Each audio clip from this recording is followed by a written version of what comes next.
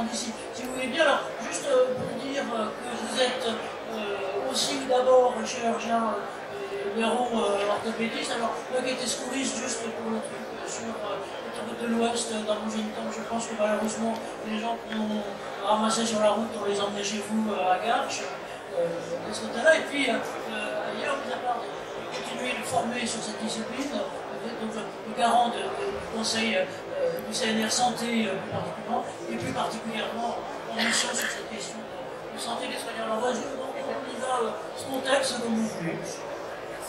Alors, il faut que ça soit vert, il faut le mettre sur le menton. Je vais y arriver, voilà. Je vais y arriver. Merci beaucoup, merci de l'invitation. Et puis, merci d'introduire dans la vraie vie, parce que ce que vous présentez, vraiment, chapeau bas, parce qu'il y a très peu d'expérience. Ce qui est intéressant dans ce que vous faites, parce que vous répondez bien à des solutions concrètes qu'on est en train d'imaginer. Je ne vais pas revenir sur les chiffres. Si vous voulez, en dehors du sondage que vous avez, il vient d'y avoir un sondage qui a été coordonné avec le ministère et toutes les instances professionnelles publiques, privées, et qui a permis, il y a eu 50 000 soignants qui ont répondu à ce questionnaire sur leur santé, leur relation à leur santé. Ça conforte les chiffres que vous avez dans le sondage Odoxa, ça conforte ce que vous avez comme chiffres, avec ce constat quand même ahurissant, franchement ahurissant, de penser que les professionnels de santé ne s'intéressent pas à leur santé pour plein de raisons, ni à la fois en termes de prévention primaire, et on vient d'évoquer sur l'hypertension par exemple, ni dans la gestion des risques. Et pour quelques raisons, parce que je pense que c'est important de trouver des solutions pour les accompagner, il faut en même temps qu'on se pose des questions de fond pour se dire comment on en arrive là. Comment on en arrive là, en sachant, et ça c'est vraiment absolument majeur, c'est que dans la littérature, j'ai fait faire toute la revue de la littérature, je dirige la Fondation Amanage, on a fait beaucoup de travaux de littérature, il est prouvé qu'un soignant qui est en mauvaise santé, il soigne pas bien. Ça paraît, il n'a pas dit ça. Enfin, c'est bien de le rappeler. Parce que le soignant, il n'est pas convaincu de ça. Or, quand on n'est pas en bonne santé, eh bien, on ne soigne pas bien. Et donc, il y a vraiment une priorité collective à prendre conscience de ce sujet.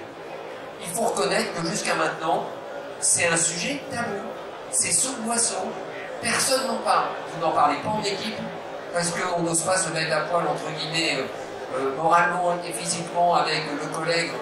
Parce que quand on voit un collègue qui ne va pas bien, on n'ose pas lui dire viens, on va voir le cas, viens, on va voir la médecine du travail, parce qu'on s'est dit oh là là, c'est de la dénonciation, etc. On a perdu complètement la notion de la bienveillance, alors qu'on le fait avec nos patients. C'est vraiment un truc de dingue. C'est un sujet dont on ne parle jamais, exceptionnellement, dans l'ensemble des instances des hôpitaux, des établissements.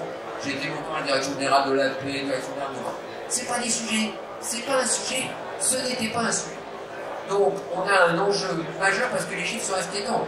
Quand on parle de 75% des personnes, il n'y en a que 25% des professionnels de santé qui se disent être en bonne ou en très bonne santé. Que 25%. C'est un truc de fou. Et on parlait des chiffres, notamment sur le sommeil, vous évoquiez. 75% des professionnels disent qu'ils ne dorment pas bien. Et quand vous ne dormez pas bien, vous êtes... Pourquoi? Parce que vous avez un niveau de stress bien plus important, vous l'avez vu. Et en plus, comme vous n'en pas bien et que vous êtes un soignant, et ben vous démerdez l'automédication, les chiffres le montrent, voire vous demandez à la... Hop, vous prenez la pilule, et puis vous commencez par du somnifère, et puis vous rentrez dans une addiction beaucoup plus anxiolytique, etc. Donc on a un sujet collectif majeur. D'autant plus, et c'est un paradoxe, bravo à la médecine du travail, mais je pense que vous pouvez être d'accord sur dire qu'il y a un secteur complètement sinistré qui est globalement la médecine du travail dans les établissements de santé. C'est encore un truc de fou. Se dire qu'on n'a pas une médecine du travail et qui soit efficace et reconnue. Et probablement pourquoi? Et parce que vous l'avez très bien évoqué.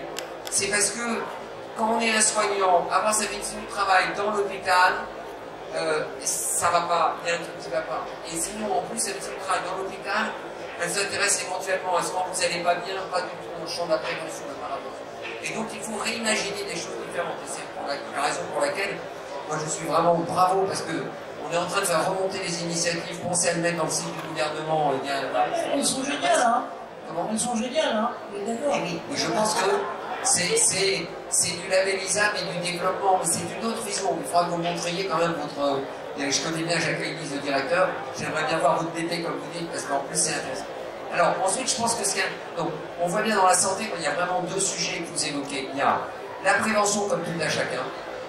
Et par exemple, moi, je pousse beaucoup au niveau du gouvernement en disant qu'on va mettre en place des consultations aux âges clés de la vie. Eh bien, il faut qu'on réussisse pour les soignants. Parce que si on réussit pour les soignants, ils vont en plus le porter pour leurs patients. Voilà, donc il faut qu'on réussisse des choses concrètes. Donc ça, c'est la prévention de tout à chacun. Ensuite, on a quand même le énorme sujet qui est la prévention des risques. Parce qu'on a un sujet majeur des risques. Et en sachant que la littérature, et on a plusieurs gros programmes de recherche en cours avec la direction du ministère et la Fondation Ménage, on se rend compte quand même qu'on a un sujet majeur qu'il faut que l'on traite, qui sont les causes qui expliquent que les gens n'aiment pas être bien. Et notamment les causes principales, ce sont les causes qui influent sur des troubles de santé mentale, mais également sur les problèmes physiques, et également, je pense, aux grossesses. Pensez que notre secteur a une logique de grossesse défavorisée. Je démarre une petite parenthèse, je ne sais pas qui d'entre vous a vu déjà une soignante enceinte. Vous prenez un indicateur, il n'y a aucune blouse pour femmes enceintes dans les établissements de santé. C'est un truc con. Enfin, on arrête les femmes à 3 mois alors que c'est 6 mois et demi dans la moyenne nationale. Enfin, c'est un truc de dingue. Donc on a besoin de traiter les causes. La cause qui revient de façon forte, c'est la notion de violence. C'est la violence. Alors la violence, on vient de vivre un phénomène horrible, c'est la violence éventuellement des patients ou des familles, violence verbale et violence physique. Mais c'est une deuxième cause de violence, qui est la violence intra-équipe. Oui, acceptons de reconnaître que nous sommes, dans beaucoup d'endroits, on est plus bienveillants avec les collègues. Il y a une malveillance pour plein de raisons. On ne prend plus du temps entre nous, on se stigmatise. Vous travaillez la nuit, donc vous fumez des pétards, vous dormez, etc. Enfin, vous allez voir les études, tout ça, on le retrouve dans les études, c'est un truc de dingue. Ensuite, on a une troisième cause de malveillance, qui est la malveillance institutionnelle. C'est-à-dire que notre système a mis en avant l'organisation, l'activité, l'argent, et on a perdu la logique du sens. Nos cadres soignants sont devenus des cadres administratifs, ils ne sont plus des cadres soignants. Je caricature avec toute l'amitié que j'ai pour elle, mais c'est quand même la même. Voilà, on marche sur les deux pieds. D'abord le métier, et puis bien sûr l'économie. On est là pour respecter l'argent que la collectivité nous donne. Et puis la quatrième cause, c'est quand on est soignant, je parle à la psychologue, quand on a un patient qui meurt dans nos bras, quand on a, voilà.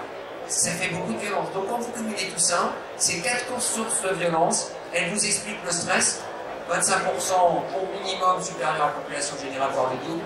Ça vous explique les troubles de sommeil, ça vous explique, ça vous explique, ça vous explique.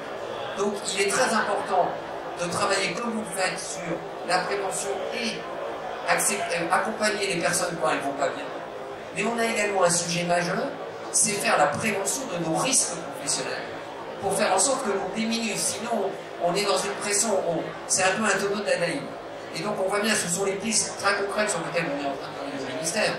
Mais il faut qu'on prenne ce taureau à bras le corps. Et la première recommandation, je pense qu'il y a des soignants dans la salle, ce sujet maintenant, il faut arrêter de ne pas en parler.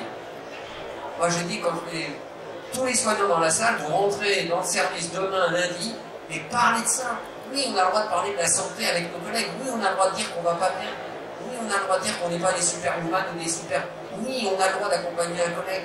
Oui, il faut que l'établissement parle. Oui, il faut qu'on mette des indicateurs sur la santé des professionnels. C'est quand même incroyable, et je terminerai par là, que dans les recommandations de la HAS, à la fois sanitaire, médico-sociale, il n'y a rien sur la santé des professionnels. C'est incroyable que, et moi le premier, je m'en veux. J'ai dirigé la formation de la paix une vie antérieure, que dans les cursus de formation des professionnels, nous n'ayons rien mis concernant votre santé, concernant comment je vais accompagner la santé. Hier, je me dis conférence, sur 90 personnes, il y avait une personne qui, au cours de ses études, avait eu à un moment donné un temps de réflexion sur comment je prends en charge ma santé. Voilà, on marche sur la tête. Donc on voit bien qu'on a un énorme chantier. Heureusement, on a des choses très opérationnelles comme vous, qui donnent des solutions, qui donnent de l'espoir. Parce que globalement, quand même, nos hôpitaux, ils vont pas mal, on soigne bien, on se défonce, on fait des belles choses. Donc il faut qu'on protège nos soignants. Merci à vous de ce message et de ce message fort. Et effectivement, alors, on cercle, vous dire les choses. Notre logique à nous, c'est systématiquement logique UX, c'est-à-dire on est pour l'utilisateur et on met en avant ce que fait les utilisateurs, ce que font les utilisateurs et ce qu'ils font de bien. Parce qu'effectivement, le constat, je pense que maintenant, voilà, il se dévoile. D'un certain côté, tout le monde était assis sur le couvercle, c'est plus le cas globalement là maintenant. Les questions sont, en revanche, il faut que les réponses et l'action et l'expérimentation action se mettent en place, parce que j'ai trouvé très, très exemplaire. Je ne sais pas comment je vous ai trouvé d'ailleurs, je pense que c'est par Jacques Léglise, en fait, c'est par Jacques Léglise que je l'ai trouvé là, et c'est lui qui spontanément m'a orienté vers vous. En fait, je venais, vous dire les choses, hein. Nous on fait d'autres trucs et donc une autre marotte, c'est les data, c'est l'utilisation des données, parce qu'encore une fois, il n'y a pas de pilotage effectif et sain si on n'a pas les data qu'il faut. Ça, c'est quand même, je peux pas, c'est la base de n'importe quoi, c'est bien d'ailleurs ce que vous avez demandé, Jacques Léglise, et donc, puis lui là-dessus, il m'a dit, bon, d'accord, mais on a deux trucs, et donc, juste pour vous dire, le centre d'innovation que vous avez chez vous, pardon de faire de la pub, mais il est absolument super. Hier, on avait un autre truc sur femmes exosquelettes. C'est-à-dire l'un des axes forts qu'on aura avec Juliette ici présente là, à la fin septembre pour présenter les autres, c'est la santé des femmes. Et, en particulier là, et donc c'est un peu pareil, ce que je trouve à la fin d'accord, c'est l'expérimentation que vous mettez en place, et puis les études, c'est-à-dire qu'en gros, c'est pas seulement les racines du ciel, c'est concrètement qu'est-ce qu'on fait, comment on analyse, quels enseignements on en tire, et globalement comment on progresse. Alors,